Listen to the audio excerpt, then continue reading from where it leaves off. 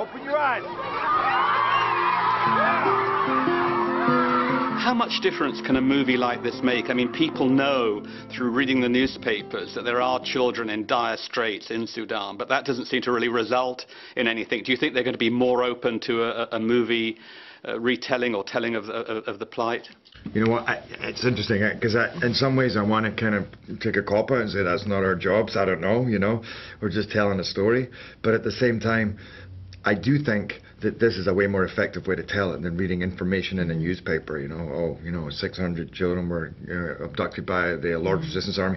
Suddenly, when you're there and you're experiencing it and you realize, oh, this is not fiction. What about the violence in the film? Because, you know, I was watching it, and there are a couple of scenes where I really had to turn my head away. There's one scene where you see a woman who's had her lips cut off. I mean, isn't there a danger that if you go too far, you're going to turn people off and actually it will be self-defeating in a way? You're not going to get them to take interest in the subject matter. Yeah, I mean, where do you draw the line? Because trust me, we pull back so much. I mean, if you want to, when you research this and you read about what's actually going on there, the statistics and the witnesses to what happens, it's way more worse than we show in our movie. It's 1,000 times worse.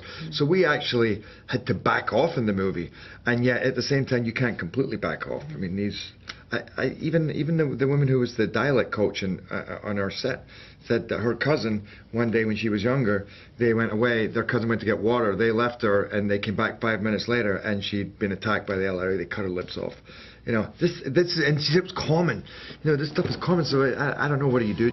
They ain't sleeping out here.